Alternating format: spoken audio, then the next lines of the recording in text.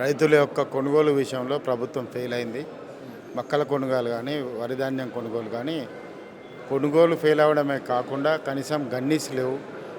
అదేవిధంగా మద్దతు ధర లేదు. మొత్తం అట్టర్లీ ఫెయిల్ అయింది. సూర్యాపేట జిల్లాలోని రైతు ధాన్యం మీదే పడుకొని చనిపోవడం జరిగింది. ఇట్లా చాలా సంఘటనలు ఈ మధ్య కాలంలో చాలా జరిగినాయి. అట్టర్లీ ఫెయిల్యూర్ రేవంత్ రెడ్డి ప్రభుత్వం ఫెయిల్ అయింది.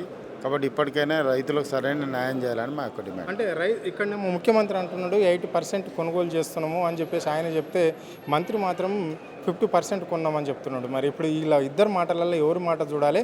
మళ్ళీ మీ బీఆర్ఎస్ పార్టీకి సంబంధించిన నాయకులు మాత్రం 30% కూడా కొనుగోలు చేయలేదు, ఇక్కడ రైతులను అవస్థ పెడుతున్నారు అని అంటున్నారు. ఇప్పుడే మా నాయకులు వర్కింగ్ ప్రెసిడెంట్ కేటీఆర్ గారు ప్రెస్ మీట్లో చెప్పడం జరిగింది. కొడంగల్ కాన్స్టిట్యున్సీకైనా సిద్ధం రావడానికి కనీసం కొడంగల్లో అయినా 80% కొన్నారో చూపించమని డిమాండ్ చేయడం జరిగింది. మేము కూడా అదే అడుగుతున్నాం. నువ్వు కనీసం కొడంగల్లోనైనా కొన్నావని అడుగుతున్నాం. ఇప్పుడు ఒకటే విషయం అండి, వాళ్ళు రెండు ప్రభుత్వాలు ఫెయిల్ అయినాయి ఒప్పుకోలేక మా మీద పడుతున్నారు. కానీ ప్రజలు గమనిస్తున్నారు కదా, ప్రజలు గమనిస్తున్నారు కాబట్టి ఇక్కడెక్కడ ఇబ్బంది ఉండదు. ప్రజలు రేపు ఓటు ద్వారానే ఏదైనా సరైన నిర్ణయాలు ఉంటాయి.